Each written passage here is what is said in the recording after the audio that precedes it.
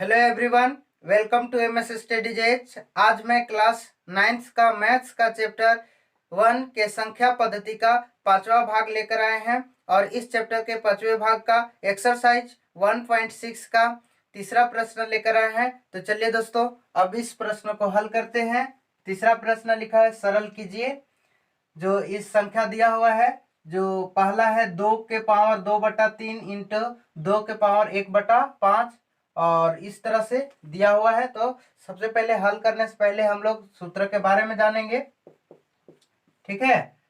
तो पहला है, अगर a के पावर m इंटू a के पावर n रहेगा, जब ये गुना के रूप में पावर अलग अलग रहेगा तो क्या हो जाता है, पावर जुड़ जाता है। गुना के रूप आधार एक ही रहेगा, पावर अलग अलग रहेगा तो पावर क्या हो जाएगा, जुड़ जाएगा। मतलब a के पावर m प्लस n हो जाएगा। समझ में आ गया।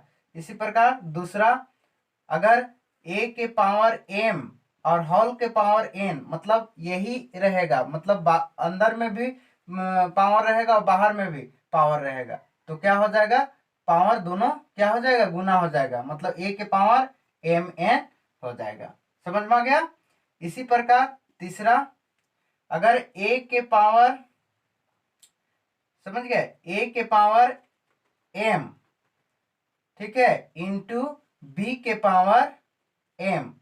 अब यहां पर जानना है कि आधार अलग अलग रहेगा और पावर एक ही रहेगा तो क्या हो जाएगा, आधार गुना हो जाएगा। समझ गए। मतलब आधार अलग अलग, जैसे a गुने b अभी अलग है, ठीक है, अलग अलग पावर एक ही है, m और m है पावर, तो क्या हो जाएगा, आधार गुना हो जाएगा। मतलब a के पावर है ना, ए बी के पावर कितना हो जाएगा, m हो जाएगा। समझ गए, ए बी के पावर m। समझ में आया। इसी प्रकार चौथा, अगर a के पावर m भागे a के पावर n, मतलब आधार एक ही रहेगा लेकिन भाग में रहेगा तो पावर क्या हो जाता है, घट जाएगा। क्या होगा, घट जाएगा। मतलब a के पावर कितना हो जाएगा, m माइनस n। तो चलिए इस सूत्र से ये सभी प्रश्नों को क्या करते हैं, हल करते हैं। तो तीसरा का पहला प्रश्न है, 2 के पावर 2/3 इंटू 2 के पावर 1/5, है ना। अब देखिए यहाँ पर 2 और 2 ये दोनों क्या है, आधार है, ठीक है। तो आधार क्या है, एक ही है और पावर अलग अलग है, तो क्या होगा, पावर जुड़ जाएगा। समझ गए। तो इस तरह से लिखेंगे, 2 के पावर और ये वाला 2 के पावर 2/3 जोड़ 1/5। अब इस तरह से हो गया। अब 2 के पावर 2/3 प्लस 1/5 भिन्न के जोड़ के रूप में हो गया। तो अब इस तरह से 5 और 3 का एलसीएम कितना हो जाएगा, 15, 3 बचे 15, 5 दूना 10 प्लस 5 ये 15, 3। समझ गया। तो 2 के पावर, फिर ये भिन्न का जोड़ है इसे जोड़ देंगे तो 10 और 3 कितना हो जाएगा, 13/15। तो इस तरह से 2 के पावर कितना आ गया, 13/15। आया समझ में। इसी प्रकार अगला प्रश्न है दूसरा। दूसरा है 1/3 के पावर 3 और होल के पावर 7 है। अब ये बटा में है तो ध्यान देंगे कि ये पावर दोनों के लिए है, एक के लिए भी है और 3 के पावर 3 के लिए भी है। समझ में आ गया।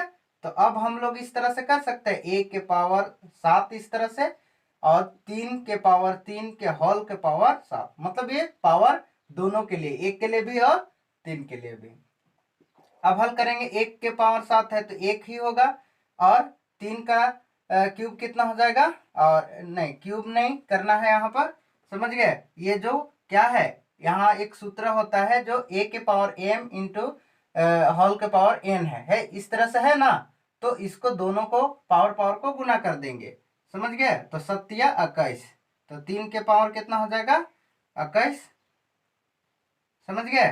तो इस तरह से इसका आंसर हुआ। समझ में आ गया। इसी प्रकार अगला प्रश्न तीसरा, 11 के पावर 1/2 और बटा 11 के पावर 1/4। तो यहां पर भी आप देखिए अब बटा के रूप में है तो कैसे बनेगा। तो कुछ नहीं, बटा के मतलब ही क्या होता है, भाग होता है। क्या होता है, भाग होता है। तो अब भाग के रूप में है, समझ गए। तो भाग के रूप में है तो आधार और आधार मतलब क्या है, एक ही है और पावर अलग अलग है। तो हम बताए थे कि जब आधार एक ही हो और पावर अलग अलग हो तो क्या हो जाता है, पावर घटता है। समझ गए। तो चलिए बनाते हैं।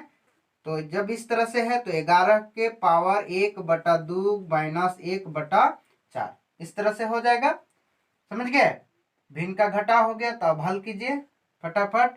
2 4 का एलसीएम 4, 2 दूना 4, 2 एकम 2, फिर माइनस 4 एकम 4 1 हो गया। ठीक है। तो इसका आंसर कितना हो जाएगा, 11 के पावर 2 में से 1 घटाएंगे तो 1/4। समझ गए। कितना आंसर आएगा, 11 पावर 1/4। इसी प्रकार अगला प्रश्न है चौथा, 7 के पावर 1/2 इंटू 8 के पावर 1/2। तो अब यहां पर देखिए कि क्या है, आधार अलग अलग है और पावर एक ही है, सेम है। तो क्या करते हैं हम लोग, आधार को गुना करते हैं और पावर सेम वही रहेगा।